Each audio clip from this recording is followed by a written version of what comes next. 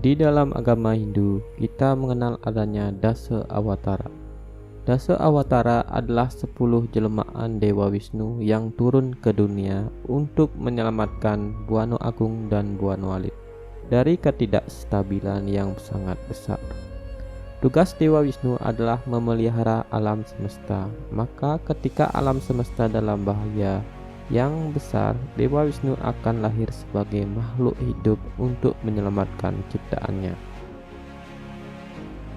Pertama, Matsya Awatara. Matsya Awatara muncul pada zaman Satya Yoga, tepatnya pada masa pemerintahan Raja Satyabrata, yang lebih dikenal dengan Vaiswata Manu. Kisah tentang Matsya Awatara ini dapat disimak dalam Matsya Purana. Suatu saat, Raja Satyabrata sedang mencuci tangan di sungai. Ia melihat seekor ikan menghampiri tangannya, dan ia tahu bahwa ikan itu meminta pertolongan.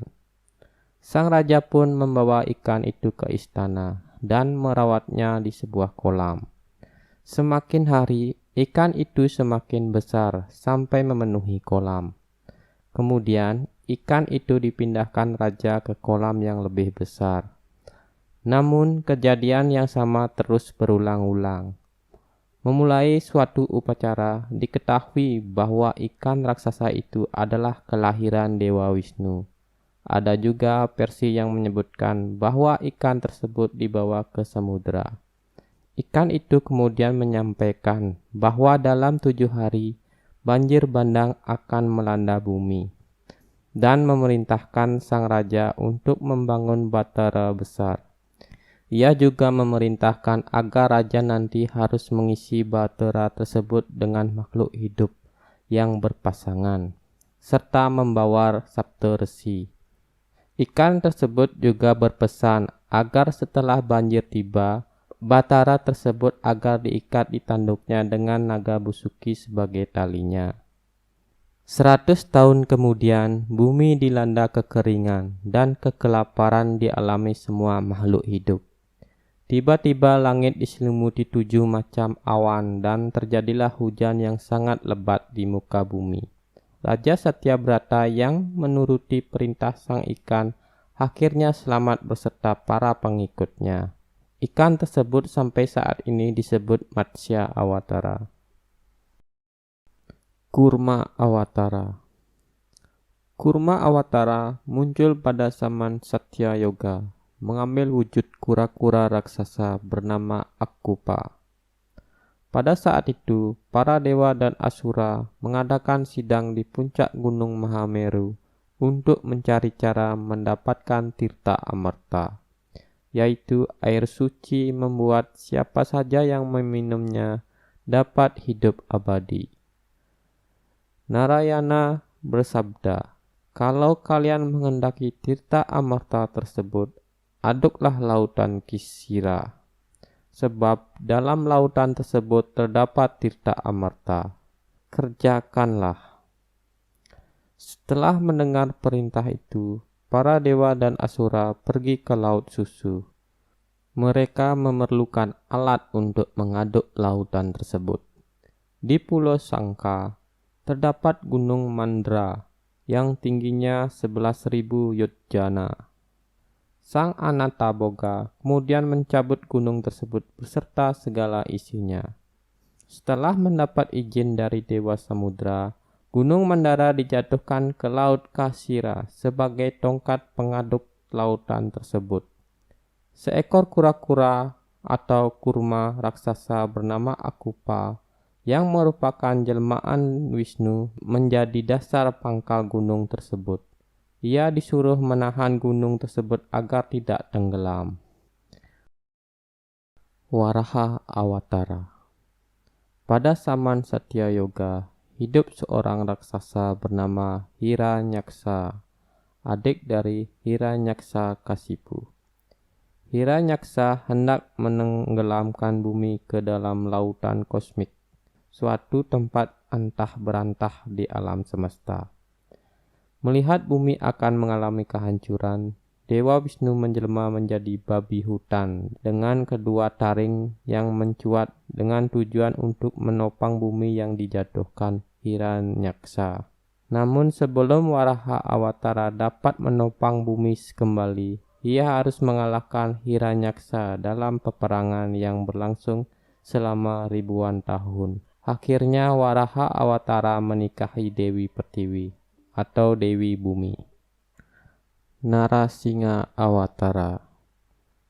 Pada akhirnya Saman Satyayoga, seorang raja Asura bernama Hiranyaksa-kasipu, sangat membenci segala sesuatu yang berhubungan dengan Dewa Wisnu, termasuk pengikutnya. Karena bertahun-tahun lalu Hiranyaksa adiknya dibunuh oleh Waraha Awatara. Untuk mendapatkan kesaktian, ia melakukan tapa kepada Dewa Brahma. Ia kemudian memohon berkat untuk hidup abadi. Namun Dewa Brahma tak dapat mengabulkannya. Hiranyaksa-kasipu hanya tidak dapat dibunuh oleh manusia, hewan, maupun dewa saat pagi, siang, maupun malam, di luar maupun di dalam rumah, di air, darat, maupun udara, dan tidak dapat dibunuh dengan segala macam senjata. Di rumah Hiranyaksa-kasipu, Dewa Indra dan bala tentaranya menyerbu. Untungnya Narada datang dan menyelamatkan Lilawati atau istri Hiranyaksa-kasipu dan Pralada, anak Hiranyaksa-kasipu. Pralada kemudian dididik oleh Narada untuk menjadi pengikut Dewa Wisnu. Mengetahui hal tersebut, Hiranyaksa-kasipu marah besar dan mencoba membunuh anaknya sendiri. Namun setiap kali mencoba, ia selalu tidak dapat membunuh anaknya. Kekuatan Dewa Wisnu yang tidak terlihat oleh mata Hiranyaksa-kasipu selalu menolong Pralada. Hiranyaksa pun menantang Pralada untuk menunjukkan Dewa Wisnu. Pralada berkata, "Ia berada di mana-mana, ia di sini, dan ia akan muncul." Pada petang hari itu, Dewa Wisnu muncul sebagai Narasingha Awatara, atau manusia berkepala singa dan berkuku tajam. Narasingha Awatara dapat mengakhiri Hiranyaksa-kasipu karena waktu yang tepat. Berkat Dewa Brahma tidak berlaku lagi. Hiranyaksa-kasipu memang dibunuh tidak oleh manusia, hewan maupun dewa, tidak di air, darat ataupun udara, melainkan di pangkuan Narasingha, tidak di dalam maupun di dalam rumah, melainkan di antaranya, tidak dibunuh dengan senjata, melainkan dengan kuku Narasingha. Wahmana Awatara. Wahmana Awatara terdapat dalam Bhagavata Purana. Menurut kitab, ia adalah seorang Brahmana mungil, putra Aditi dan Kasyapa. Pada zaman itu, hiduplah seorang raksasa bernama Bali, seorang asura dan cucu dari Pralada. Ia telah menguasai bumi dan merebut surga dari Dewa Indra. Suatu hari, Raja Bali mengadakan acara besar untuk memberikan hadiah kepada para Brahmana. Sukracarya sebelumnya sudah mengingatkan Raja Bali untuk tidak memberikan hadiah kepada Brahmana yang berwujudan aneh. Datanglah Wahmana Awatara dengan wujud Brahmana mungil untuk memohon hadiah. Ia meminta tanah seluas 3 langkah kakinya. Raja Bali pun tak kabur dan memberikannya sepenuh hati. Tiba-tiba Wahmana membesar dan membesar. Langkah pertamanya adalah surga. Langkah keduanya adalah bumi. Karena tidak ada tempat untuk melangkah lagi, maka Raja Bali menyerahkan kepalanya. Dengan itulah Wahmana Awatara mengakhiri Raja Bali.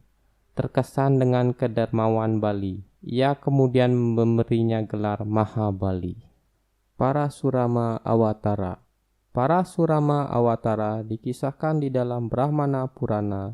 Dalam kisah ini disebutkan bahwa Parasurama dilahirkan dalam keluarga Brahmana zaman Dagni. Pada masa mudanya, ia pernah membunuh ibunya sendiri, bernama Renuka. Hal itu karena kesalahan Renuka sendiri, sehingga membuat Jamadagni marah besar. Jamadagni kemudian memerintahkan anak-anaknya untuk membunuh ibu mereka, dan berjanji akan memenuhi keinginan mereka. Semuanya menolak kecuali Parasurama yang cerdas. Semua kakak-kakaknya yang menolak telah dikutuk menjadi batu. Parasurama kemudian berhasil membunuh ibunya. Sesuai janjinya, Jamadagni akan mengabulkan permintaan Parasurama. Parasurama meminta agar Jamadagni menghidupkan kembali Renuka dan kakak-kakaknya dan memperlakukan mereka dengan baik. Setelah dewasa dan selesai berguru, Parasurama mendapatkan anugerah senjata berupa kapak yang sangat sakti. Dikisahkan pada saat itu, para ksatria banyak membuat onar. Mereka suka mengonsumsi berbagai macam minuman keras, tidak menghormati wanita, dan selalu mengganggu ketentraman masyarakat. Hukum di masyarakat tersebut tidak berjalan dengan baik. Orang jahat dibebaskan atau dihukum ringan. Orang yang baik malahan dimasukkan ke penjara. Misi Parasurama sendiri adalah menumpas kaum ksatria yang bertindak sewenang-wenang. Ia bahkan pernah mengelilingi dunia sebanyak 3 kali untuk melakukan itu. Setelah misinya selesai, Parasurama tetap hidup karena dia adalah seorang Chiranjeewin atau abadi. Rama Awatara. Kisah tentang Rama Awatara ini adalah kisah yang sangat umum dan dikenal dengan nama Ramayana. Bahkan kisah ini telah diterjemahkan dalam pewayangan Jawa. Misi Rama lahir ke dunia adalah untuk membinasakan kaum raksasa yang bertindak sewenang-wenang, menindas, dan bertingkah laku di luar dharma. Raja dari kaum raksasa tersebut bernama Rahwana. Saking jahatnya, Rahwana sampai membuat Pertiwi menangis dan memohon perlindungan Dewa Wisnu. Dewa Wisnu pun lahir ke dunia sebagai Rama. Rama menghabiskan masa mudanya di hutan Dandaka karena diusir ayahnya sendiri, Raja Dasarata, atas keinginan ibu tiri. Bersama Sita, kekasihnya, dan Laksamana, saudara yang setia, Rama mengembara di hutan, membinasakan para raksasa dan menyebarkan dharma. Suatu saat, Rahwana terpikat pada kecantikan Sita dan menculik Sita dengan tipu daya.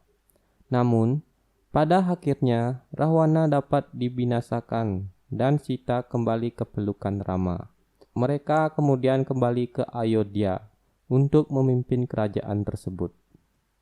Krishna Awatara.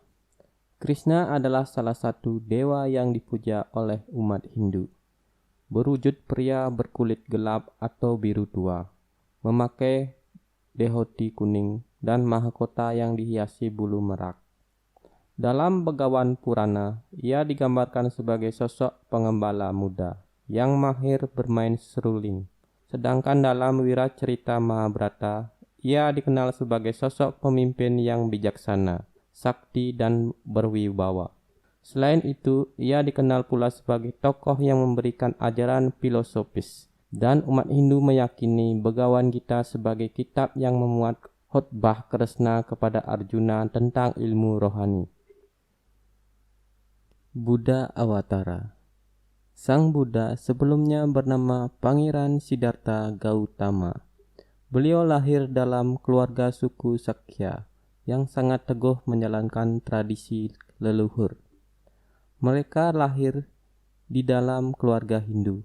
Ayahnya adalah seorang raja kerajaan Kapilawastu bernama Raja Sudodana. Sementara ibunya adalah Dewi Mahamaya. Ketika baru lahir, Siddhartha kecil sudah langsung dapat berjalan 7 langkah dan secara ajaib dari tanah bekas injakan kakinya muncul tumbuh bunga teratai putih yang mengeluarkan bau harum semerbak. Akibat dari ramalan seorang Brahma Sakti yang meramalkan Siddhartha kelak akan menjadi Buddha. Maka oleh Raja Sudodana, Pangeran kecil ini dibuatkan 3 buah istana yang mewah agar ia hidup bergelimangan kemewahan dan kelak hidupnya tidak menjadi budak. Namun, akibat melihat 3 peristiwa sederhana yang agung, melihat orang sakti, melihat orang tua yang jalannya terlatih-latih, dan melihat orang meninggal, lalu Siddhartha Gautama meninggalkan istana, istri, anak, keluarga, dan rakyatnya, pergi ke hutan Uruvela untuk mencari penawaran duka atau penderitaan. Penderitaan yang dimaksud adalah usia tua, kesakitan, dan kematian. Setelah mencapai penerangan sempurna, Siddhartha Gautama bergelar Buddha yang mengajarkan ajaran ke seluruh dunia untuk menunjukkan jalan yang benar agar umat manusia mencapai kebahagiaan dan terlepas dari penderitaan. Kalki Awatara. Kalki Awatara adalah awatara yang belum lahir dan akan lahir ketika dunia sudah mencapai puncak usia yang dikenal dengan istilah akhir zaman atau zaman Kali Yuga. Kalki Awatara dengan menunggang kuda putih, bersenjatakan pedang dan pecut sakti berkeliling dunia, menegakkan kebenaran sehingga dunia terhindar dari kehancuran. Kalki Awatara diyakini dapat mengembalikan keadaan zaman dari kacau balau menjadi zaman keemasan, yang masyarakatnya hidup makmur, adil, dan sejahtera. Nah, itulah guys 10 awatara atau dasa awatara perwujudan Dewa Wisnu. Terima kasih.